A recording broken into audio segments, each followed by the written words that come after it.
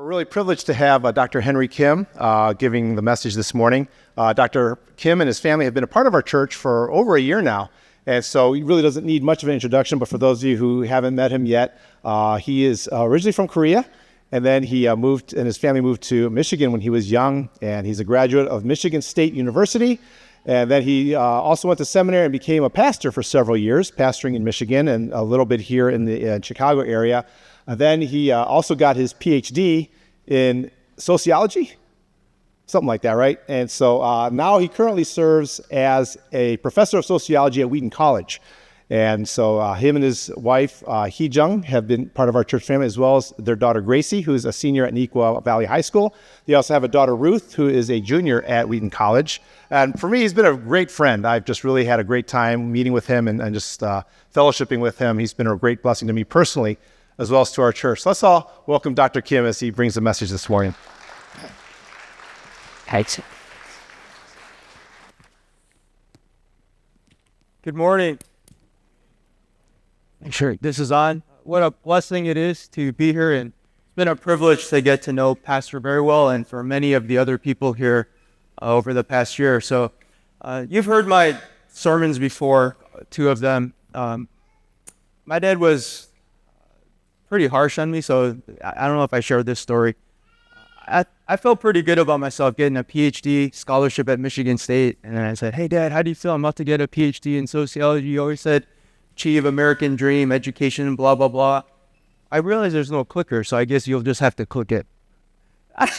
And so, but it's good, we're on this one. And so I told my dad, I said, "Hey, how do you feel?" My dad just looks at me and goes, "That's the least I thought you would do when we came to this country." And he walked off. I'm like, "What?" So I got a second PhD, but I didn't ask him, "How do you feel?" Because I'm not going back to school. So this is my third sermon, and you can see it at the bottom. This is what I want to talk about. Pretty much, is there any hope? Some of you that have been here for a longer time realize that I had given some sermons in 2014 and 15, and this is kind of an inside joke, but those were just under the wrong days, so we're not going back there. But since me, my wife, and my second daughter have been here, this is the third one. Click. So this morning I want to click. Even this one don't work. Yeah, can someone just, yeah, all right. So I want to talk about if there's any hope.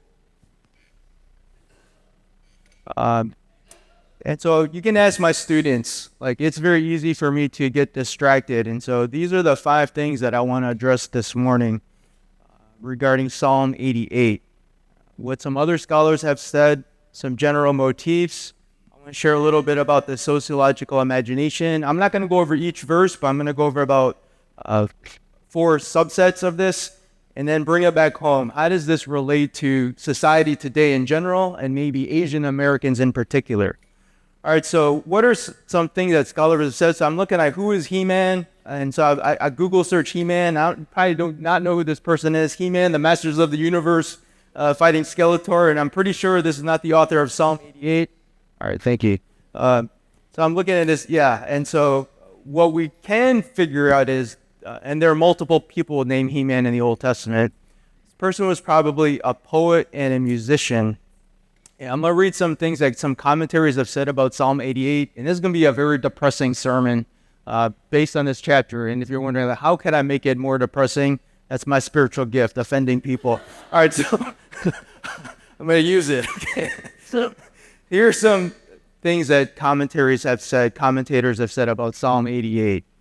Certainly the gloomiest psalm in the entire collection. This psalm fails to give the slightest ray of hope.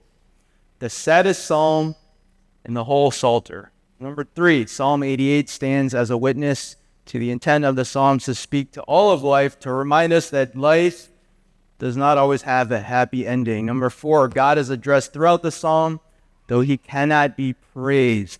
5, God seems hidden, impervious to all prayer. 6, the writer assumes that God is angry with him, but like Job, does not know the cause of the anger. And 7, the speaker's faith is troubled but unbroken. This is the only positive note in the psalm. I'm going to repeat that last one. It's very sad. The speaker's faith is troubled and unbroken.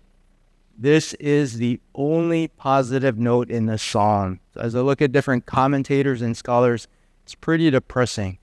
I want to give you a few seconds just to peruse, if it's digital form or paper copy, Psalm 88. Take a quick look. See what God may speak to us this morning.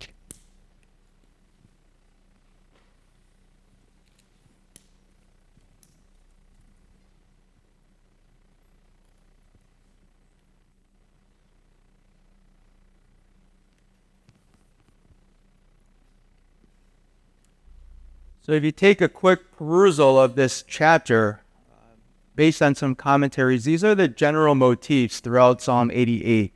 It starts with a petition in verses 1 and 2. There's a lot of lament. There's a lot of grief. There's a lot of complaint. I think there are about 8 rhetorical questions that are really accusatory, just unleveling accusations against God or questioning things. And then it ends with another lament. If we look at some of the emotions or expressions that are through Psalm 88, it's pretty dark. I'm without strength. I feel abandoned. I'm slain, afflicted. You have removed my acquaintances. It's just very dark. And the grand finale, when all said and done, verse 18, you have removed lover and friend far from me. My acquaintances are in a hiding place. Pretty dark. As a side note, there is nothing wrong with pouring out your emotions, being honest and raw, especially when you're going through a hard time.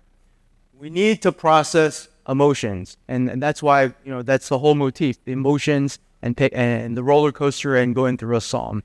Even Ecclesiastes 3:1 says that there's an appointed time for everything. And so I find myself telling my kids more and more, use all of the resources that God has provided to serve Him. Think of all of the things that God may provide to be well, holistically well. If we look at 1 Peter 5:8, the scriptures tells us to be sober, be on the alert. Your adversary, the devil, prowls around like a roaring lion seeking someone to devour. 1 Thessalonians 5:8, but since we are of the day, let's be sober, having put on the breastplate of faith and love, and as a helmet, the hope of salvation.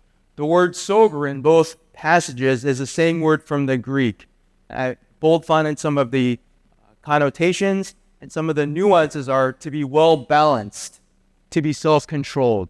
So being quote-unquote drunk or unwell is not just with chemical substances. There's also an aspect of an emotional state. We are to be well balanced. We are to be self-controlled. And sometimes when I go through things, we should ask, 1, is it me? Is it on an individual level? I call this agency. 2, am I going through something because it's random? Is this God's providence? Is this God's sovereignty? 3, and I think this is where many evangelicals and Christians don't see the third aspect. It's what we call structure. Is it because of the social structures or the systems that I'm going through this? So, without precluding 1 and 2, individual aspects, sometimes it's you, sometimes it's me, sometimes it's individual, sometimes it's random, but sometimes Christians don't see elements of the structure. So why I ended up as a sociologist, a Christian sociologist, there's this concept called a sociological imagination. And that's when you have the ability to see that personal problems are really structural ills. The things that you may be going through as an individual, it's not you individually per se, it's systemic. So I'm a Christian because I believe in Christ as my Lord and Savior. But I'm a sociologist. I tend to see things in systems. Disciplines that focus on the micro level, we would call psychology, microecon, maybe abstract theology, saying you individually, you've got to do this. The burden is on you. You've got to change. And there's nothing wrong with that. But what if the problem is not you? What if it's systemic? And this is where it becomes problematic because you're trying to fix the individual when there's something in the larger system or structure that's going on. So, for example, growing up, I was called a lot of racial names. I was bullied a lot, especially growing up in the 1970s. I know way back, my facial features didn't look like everyone else in class. And I remember this. I hated roll call because then, they go by the last name and then call the first. It'd be like Adams, John, Bellinger, Cody. And then it would come down to my name, Kim. And I was like, and the teacher sounded like a cat coughing out a hairball. Because my Korean name is Hyunsuk. And so the teacher would say, Kim, he.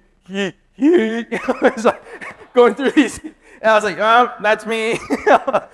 And so I remember a teacher said, you have to have an American name. I said, huh? She said, and the teacher said, I cannot call you going through these drives, so pick a name.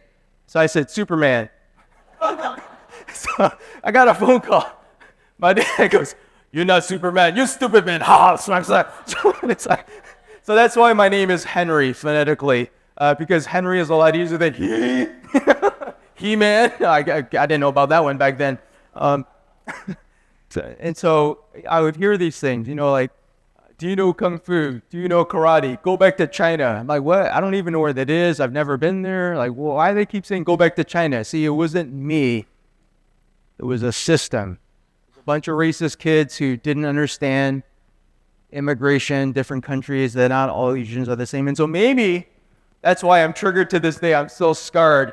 When I walk to the church, I'm making my descent opposite of Dante's Inferno, going down to the dungeon, and people are saying all these things to Chinese to me, especially if my wife is with me. I did it today. I apologize, Lord. I need forgiveness. I just said konnichiwa, and I walked downstairs. They didn't think it was funny, because then they started talking more in Chinese. I'm like, ooh, I'm in trouble. Maybe that's why I'm triggered. So if you try to fix the individual when it's a system, that's problematic. So here's another example of social system. So if someone's just like flat out racist and discriminatory, that's easy to see. But what if it's a little more subtle? So when I went to Trinity, all of the incoming students had to take a test. And I thought it was going to be a piece of cake because they gave me the scholarship as the program scholar. I'm going to ace these tests. So it's Old Testament, New Testament, historical theology, systematic theology. I bombed every single one. I think it was like 30, 40 questions. I got like 2 or 3 right on each section. So a combined total of like 9 or 12 answers. Like, what? This is embarrassing. And so the director comes to me and goes, Henry, you didn't do too well on the test. I'm like, thank you. I already know this. Why'd you rub it in? He goes, I've noticed that some students do well and some students do not. And so he says, I know that you have a sociology background. I was still working on one degree while I didn't finish another, so it's part of the ADHD thing. So he said, hey, would you be willing to use some sociological principles and try to figure out what's going on with this test? Why are some people are just bombing it? Like, you were awarded this scholarship. How could you do so poorly? So I did basic statistical analyses, and this is what I found. The test was really testing students who received their Masters of Divinity from Trinity. People who received their Masters of Divinity from a different school and were in this particular PhD program were scoring lower.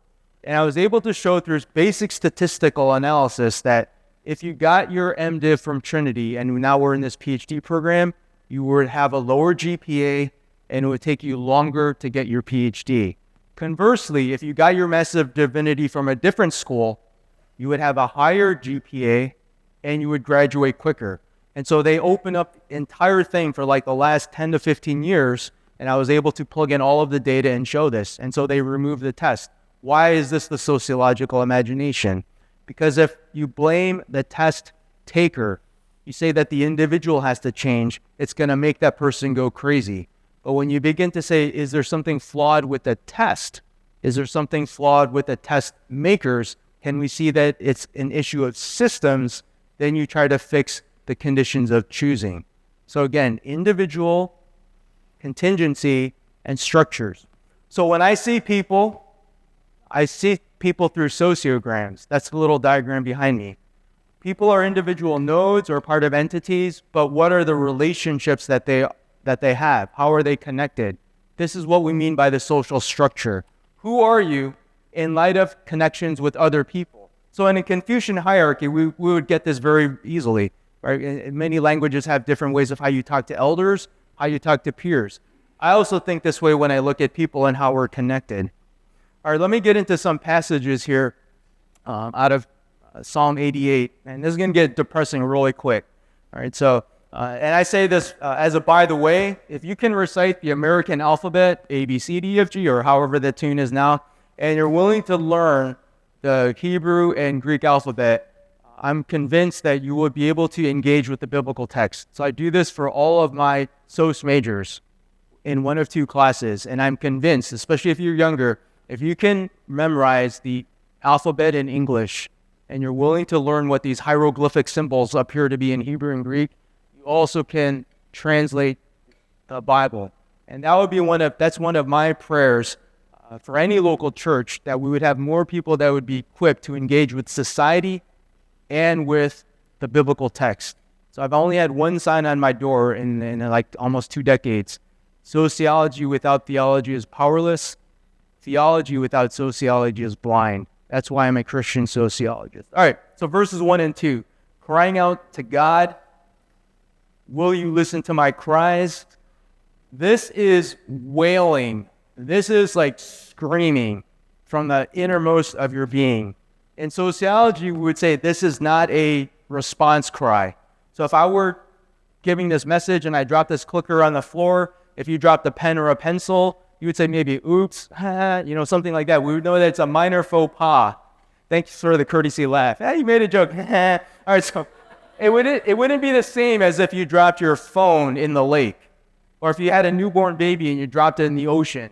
Hopefully it wouldn't be a, oops, I did it again, or thanks, Brittany. All right, so it would be a totally different level. You drop your baby in the ocean, it's not the same as dropping a pen on the floor. It's like we know it's a 9/11. That's what this cry is. This person is just screaming and wailing. It's not a response cry. There's something going on. Some Bible scholars say that this is not a dignified prayer. It is not a dignified prayer. It's not like the prayer when Lucy came up and was praying. It was dignified in a public setting. This is like you are in the raw depths of your emotion. You feel like you're dying and you're just screaming out to God, help me, God. I don't care what people think. I need something right now. And it's also, in this particular prayer in the context, as a complaint. So I don't know if you've ever been so wrecked that you had to be unbalanced to become balanced. I don't know if you grow up in the suburbs and everything has been just so awesome, or if you were going to be honest and say, Lord, I am so wrecked right now. I know that I'm unbalanced. I'm going to let it out in order to become sober, well-balanced, to be put back together. Sometimes we do need to let our emotions out in a raw form, understanding that it's in a process of being balanced. I'm going to share a story, and I emailed Pastor Barry, said, hey, this is going to be a sensitive issue, some stuff, and so hopefully you'll see how it's putting things together and not manipulating the situation or take advantage of things that have gone wrong. But this is a true story, and my daughter gave me permission to share it. My oldest daughter is Ruth. In Korean, it's Hedin. So she grew up here pretty much her entire schooling years right here in Naperville, and she went to Nikwa. And during COVID, it was very tough. And then she was sharing, oh, Dad, I don't know what to do. I said, what's going on? She goes, I had a friend at school. She's got a lot of family fights. She doesn't want to come home. She has a lot of issues with her mom. My daughter started asking me a lot of questions about Christianity and different religions, specifically about Mormonism. And I would just keep saying, Hedin, what does the Bible say? Every question she kept asking me said, Hedin, what does the Bible say? I said, I want you to begin to figure things out for yourself, that you would own it, that this faith in Jesus would be yours. She's talking with her friend and trying to help her. And then one day she says, Dad, you know that friend I was trying to help? I said, yeah. She goes, my friend committed suicide. I said, what happened? She hung herself in the closet. And my daughter was wrecked. She had issues of guilt. She just couldn't process stuff. She's a high school kid. She is wrecked. COVID hits, my daughter's wrecked to a whole different level as a teenage Asian female. And it was horrific to see because we're in lockdown, just to see how hard it was for my kid. Then as she's beginning to process things, trying to recover, trying to use whatever resources are available to move forward, she goes, Dad, can I borrow the car? I said, yeah, what's up? She goes, I want to go to the gravesite where my friend is buried. I need to say my goodbyes. I just need time to have closure. I said, of course, that's awesome. So she goes out to the tombstone, comes back. She's laughing and crying. I'm like, what is going on? Like, why are you laughing and crying? She goes, Dad, I couldn't find the gravesite. So I found a random one, and I just started crying to that one. I was like, what? Yeah, it was just a random stranger. I don't know who it was, and I was just crying and sharing everything. I said, what if that family had showed up? You know, all these things go through my, who is this Asian kid, like, screaming out, what's going on? We're laughing. That's the whole point of these emotional roller coasters. Some of you are crying. That's the whole point. We need to let things out, to be unbalanced in order to go through this process, God willing, of being balanced. And the second one, it's, are you attacking me, God, with wrath, rage, poison? Are you afflicting me? As I've shared before, there are times that I felt God was afflicting me as a teen. My father was just so physically abusive. My mother was just so mentally abusive. The standard was perfection.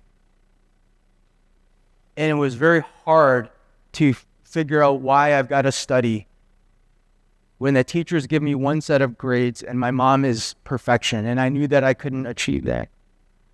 I thought at one time God was tormenting me as a pastor. So my wife and I believe that the scriptures teach baptism should be by immersion. I was ordained as a Baptist minister. When I began a new chapter of life in the city, because I was studying at TEDS for my theological degree, I was serving a Korean American church. And the pastor knew that I'm ordained as a Baptist. And so I said, hey, I know that you guys sprinkle. I believe in immersion. Is this going to be a problem? The pastor and everyone said, it'll be fine. We are two different church ministries under one church, the Korean-speaking group and the English-speaking group. It's fine. You can immerse. And so I said, all right, great. So I prayed about it. My wife and I prayed, and I signed a contract to become the English ministry pastor. And then after a few months, they said, we have a church meeting. I went in, and the pastor says, Henry, if you do not follow our church bylaws and baptize the way that we do, one, you will have no church governance. You will not have deacons and elders. And two, he said, you will not have a retirement fund. I said, wait, I thought we had an agreement. And he goes, yes, we did, but now I'm hoping that you will change your mind. We had just signed a 30-year mortgage. It wasn't even 1 year old. Our children were very young at the time.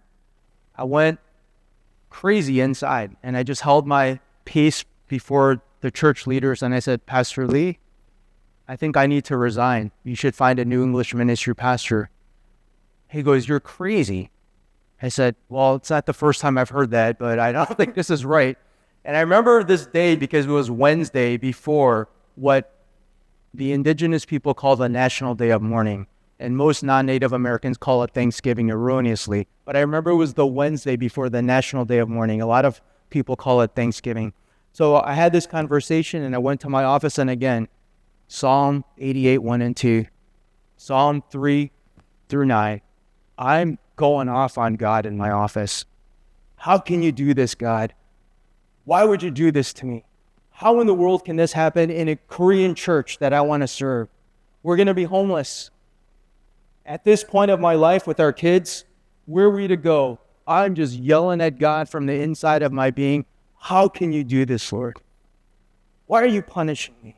All these dark thoughts and emotions are just coming up, and I'm laying it all out at God in just all honesty in my office. Verse 8. How is it that you remove my acquaintances and make me an object of loathing? And I put some of the nuances here on the screen. I don't know if you've grown up and then you have supposed friends and then they flip on you. I remember this as a kid growing up in New York and Michigan. I had so-called friends. They flip on me, start calling me racial names. And I'm thinking, oh. And I'm thinking even back at Wheaton. Recently this happened, Wheaton College. And I got stories about Wheaton. There was a particular research assistant, and he grew up very privileged, very entitled. And I had a paper that was published, and then he began to accuse me. One, that it was his idea, that I stole his idea. Totally untrue. Two, that he was a co-author, and I didn't put him as a co-author. Completely untrue. He didn't even know a single word, sentence, paragraph of this paper until it was published. 3, that I stole another student's algorithms and computer coding for the data analysis. Completely false. I created the code myself, talking to people at Wolfram Mathematica. I did not get this from a student at all. And so he kept making these allegations. And I had a particular class of 17 students, and he kept spreading these rumors. And I could feel the divide in that class. Half of the students were totally against me. I feel like, what is going on? Abandoned me. I've got a lecture every Tuesday, Thursday. And the other half of the class, I felt that they were sympathetic. And I'm just in grief. At night, I'm restless. I have stomach aches. I don't think I can eat, digest food. And I'm just crying out to God, how can you do this to me at a Christian school? How dare this research assistant do this to me? He files a formal complaint to my chair. I'm called in. I've got to defend myself. I'm thinking, why, Lord? Why would this happen? And then the last one, verse 16. Your terrors, your anger has destroyed me, annihilated, exterminated. Towards the end of this chapter, it seems that the author is just going all out. There's no hope. God, you have just annihilated me to oblivion. And I don't know if you've ever felt that you goofed up and God's judgment was just too much and you just couldn't handle it at that time. So as I shared, as I rededicated my life early in college, started working at summer camps. And I loved working at these summer camps. I loved working with youth because that's where the pain ministry starts for me. And I love seeing kids get excited about God and family reconciliation and all those things. And it was awesome. And as I had recently rededicated my life to Christ and I started working at this camp early in college, I had an uncle, Uncle Tay. And he immigrated, as we would say, like a 1-5 generation. And he bounced back and forth between California and our home in Michigan. And I remember one weekend, because it was only pretty much during the weekdays that we worked at this camp. I was home for the weekend, and my Uncle Tay says, hey, Henry, can we just hang out, kick it, just hang out and chill and talk about stuff? And I remember I just made fun of him because I said, you're such a fob. So in Korean, airplane means, it's pronounced biengi. There's a biot symbol. So when I said fob, it's not fresh off the boat. I would say, you're fresh off the biengi. And I would make these jokes. He goes, oh, you know, blah, blah. And he always thought he was so cool. He'd say, I'm so smart. I'm 007. He always thought he was James Bond. He says, I'm so smart. Look, okay. And I would say, you're 00 negative. And I don't know why I thought it was funny. I'd call him 00 negative. And me and my sister would laugh. And he says, hey, we got to hang out. Can we hang out? And in my mind, I'm blowing him off. And I'm thinking, you know what? I don't got time for you. I'm doing God's work. I don't have time for you. My life is going somewhere. You're just stuck. And I had just no sympathy. It was just crass of how I was processing things. So my dad drops me off at camp. I have a quote-unquote another great normal week. Everything goes great. My dad picks me up. And we're just talking. He's driving me back. And I said, so how's everything going? What's going on? And I said, so how's Uncle Tay? My dad, I could just see pain just shoot through his face. And he says, hold on, before I answer your question, let me pull off to the side of the road. I've only seen my dad have this face, and he just started weeping. I've only seen my dad weep with this type of anguish, suffering twice in my life up to that point. Once, when I got arrested, I was physically detained in a jail cell, and my dad had to pick me up. That's the first time I ever saw my dad just weep and sob. The second time was shortly after that. I was caught for public intoxication and vandalism. Those are the only 2 times I've ever seen my dad just weep with pain. So I knew something was bad. Pulls over on the side of the road and he says, Uncle Tay is no longer here. I said, what do you mean he's no longer here? Did he go back to California? Is he in Korea? And he says, he got a gun and he shot himself and he killed himself. And at that moment, I'm shell-shocked. As I get older and when it's cold and allergies kick in, I tear up. And I don't even know how to process this emotion. It's been almost 35 years because the last words I'd ever said to my uncle pretty much was, I don't got time for you. Too busy. Don't talk to me. I'm still trying to figure out what the emotions are. I'm going to be honest. I've never cried because of my uncle. I've cried because of other people. I tear up when I talk about bridge kids. I'm going to be honest. To this day, 35 years later, I still don't know what the emotions are. And it just seems like really crass that I can just talk about this flippantly, but inside I know. I was wondering at that time, Lord, am I being tormented and punished because I said I'm doing God's work, but I don't have time for someone in my own household?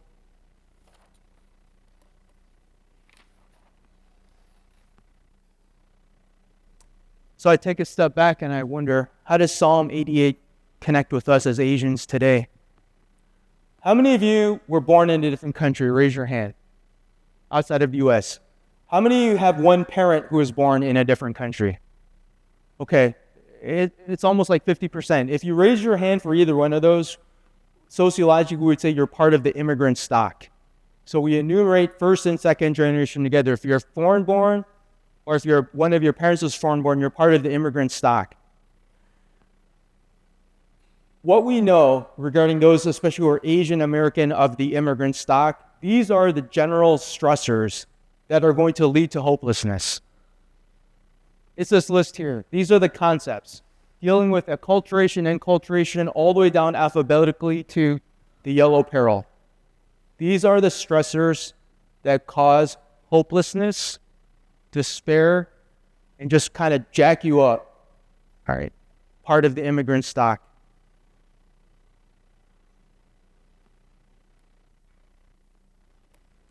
Recently, we've seen this in the news, and it seems like with every day or a few days, the number goes up, but we've seen that Meta, or formerly Facebook, the last time that I checked a few days ago, there are over 40 states that have filed a lawsuit against Meta, particularly because of Facebook and IG, because they are alleging that this social media has led to deterioration of mental health, and they knew it.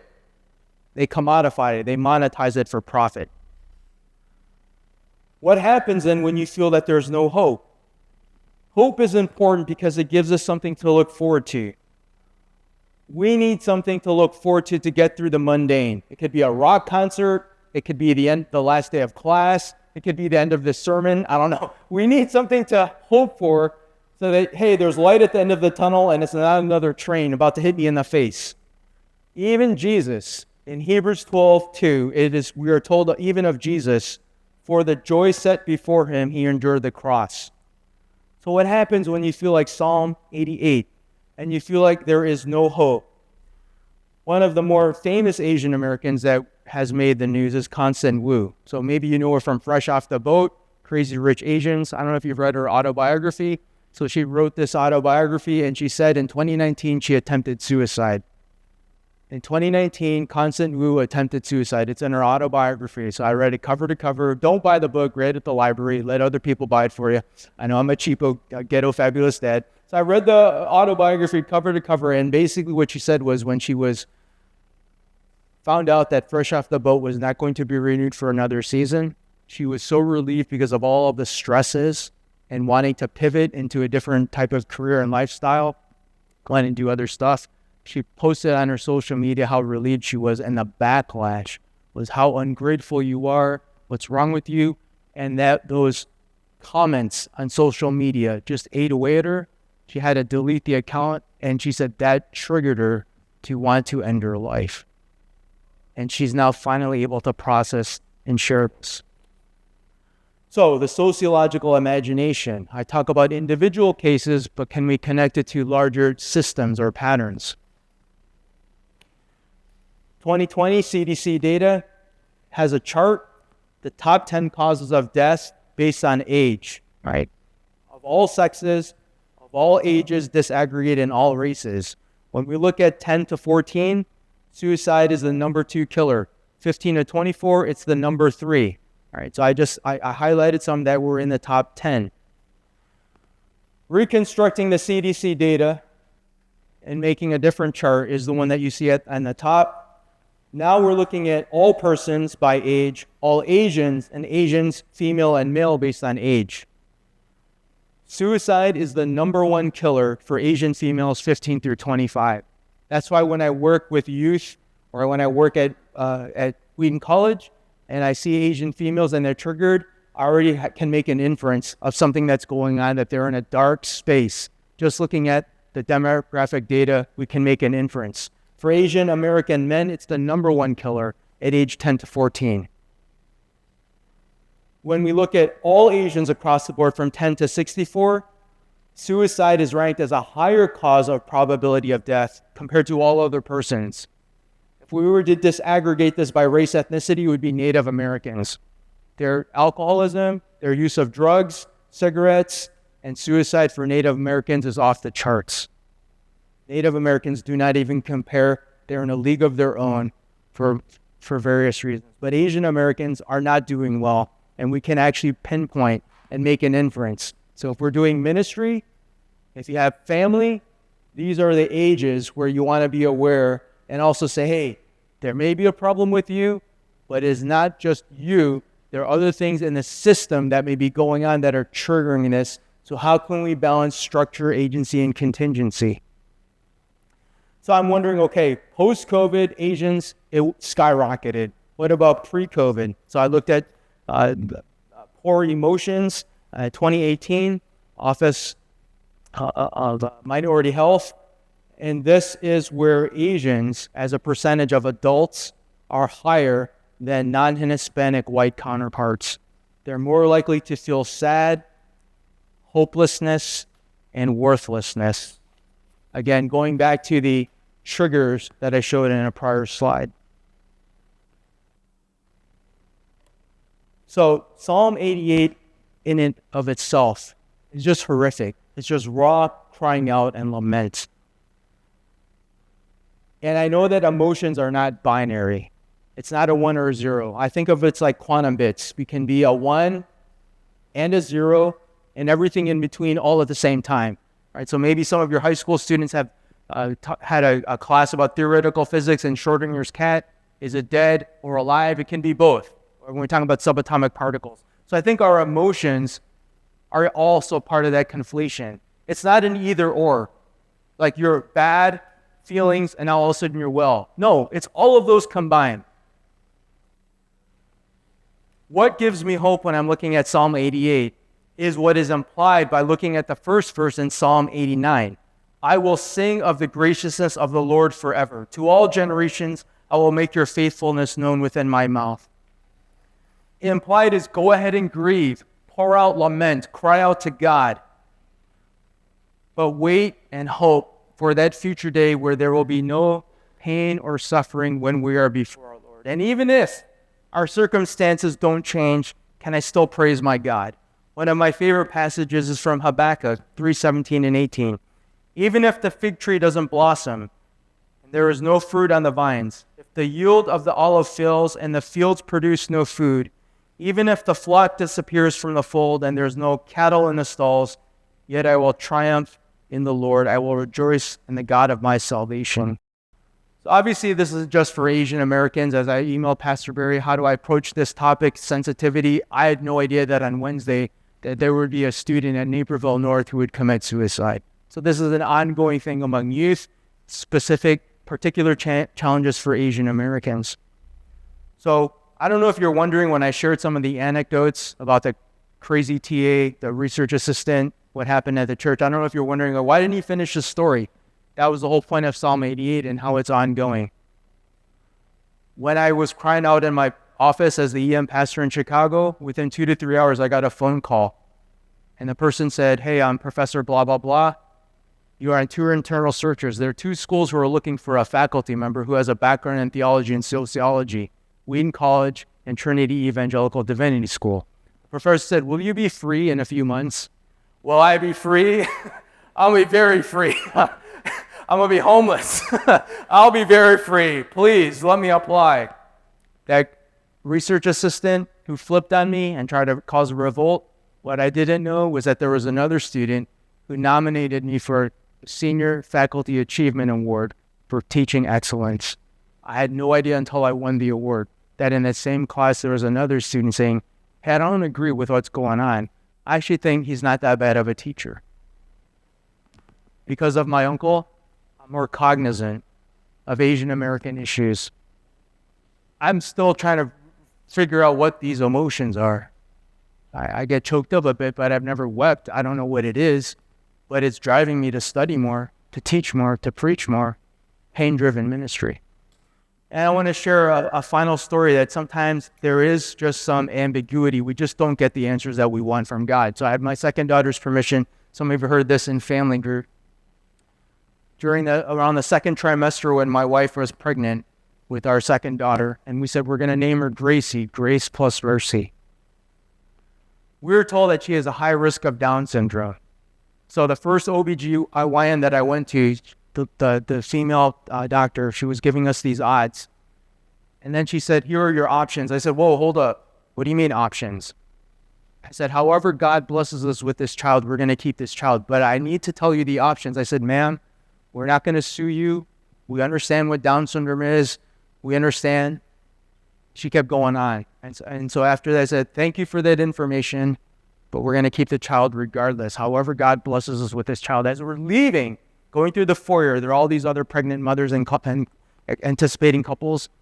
The doctor yells to the office workers, make sure they get counseling for Down syndrome in front of all the parents. And I'm thinking, now I'm going to sue you. And so we went to another specialist. And we didn't want to do an amnio because it has a risk of infection. And then the second one gave us the odds, probabilities, and saying, here are your options. We've heard this before. We're going to keep this child however God blesses us. I remember my wife and I were just crying out to God. We were crying at sometimes during worship. We're holding hands. I was still a pastor at the Chicago church. And the congregants were looking at us like, marital problems? I was like, shut up, you don't know what we're going through. And we're just weeping. And so the second doctor said, when the baby is born, we can just look at the baby and we'll know if the child has Down syndrome or not. It's pretty much the longest 3 months of my life ever. The baby is born, and I asked the doctor, does our child have Down syndrome? And the doctor goes, what? And I go, blah, blah, blah, blah, blah, blah. And so based on just looking at the baby, just eyeballing, you can tell if the baby has Down syndrome or not. After 3 months of prayer, you know how God answered? The doctor looks at the baby and looks at me and goes, sir, I can't tell. She looks just like you. That was God's response after 3 months. And I'm thinking, oh, crud. Do I need to be tested? That explains a lot in life. Lord, thank you that we can laugh, that we can cry, that we can emote, that we can be raw and honest before you and trust you, our Creator, Savior, Sustainer. And as I look around and I get a sense there are some people that are going through stuff, may you help them to use all of the resources that you have provided to be good stewards. Would you help us, Lord, to strive towards being more balanced, more sober? May you help us, Lord, to articulate what's going on. Is it individual, randomness, or structure? Thank you, Jesus, for the ultimate hope that we can have in you.